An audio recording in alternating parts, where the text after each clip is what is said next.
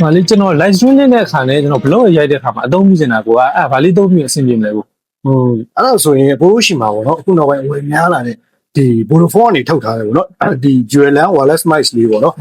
ဒီကောင်လေးဆိုရင်တော့တော်တော်လေးအဆင်ပြေမယ်ထင်တယ်ဟုတ်ကဲ့ဒါ Mice လေးဒီကောင်လေးကိုအခုနောက်ပိုင်း TikTok live stream လုပ်တဲ့လူတွေဒီ video blog ရိုက်တဲ့လူတွေတော်တော်များတော့ဒါလေးကိုအသုံးများလာတယ်ဘိုးဆိုင်မှာလည်းဝယ်မှုအများများတဲ့ကောင်လေးပေါ့နော်ဒီကောင်လေးကဘာတွေအားသာချက်ရှိလဲဆိုရင် EMC ဆိုတဲ့ဒီ environment noise cancellation ဆိုတဲ့ feature လေးလည်းပါတယ်ပြီးတော့ဒီကောင်ကမီတာ10မီတာကနေ15မီတာအတွင်းမှာပေါ့နော်ဒီ noise cancellation လုပ်နိုင်တဲ့အတွက်ဘေးက environment ကလာတဲ့ noise တွေကိုအကောင်းဆုံး cancellation လုပ်နိုင်ပြီးတော့ USB Type C နဲ့လာတဲ့အတွက်ဒီနောက်ပိုင်း latest iOS တွေနဲ့ရိုးရိုးကျွန်တော်တို့အကိုတို့ Android phone တွေမှာလည်းအဆင်ပြေတယ်ပေါ့နော်ဒါကြောင့်မို့တော်တော်လေးလည်းအဆင်ပြေတယ်ပြီးရင်ဒီကို recording လုပ်နေတဲ့အချိန်အတွင်းမှာပဲဒီကောင်ကလည်းသူ့ case ကိုအပြင်သွင်းထားလို့ရတဲ့အတွက်ကိုပြီးရနဲ့ချာပြန်လုပ်တာလည်းပို့ပြီးအဆင်ပြေတော့ပေါ့နော်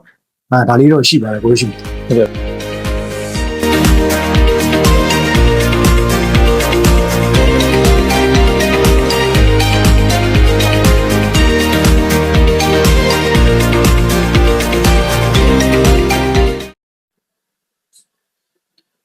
အဲ့တော့ဒီ Vodafone ကထုတ်ထားတဲ့ wireless dual mic လေးကိုကျွန်တော်တို့ web ID စင် service မှာအခုလက်ရှိဝယ်လို့ရရှိနေပါပြီเนาะ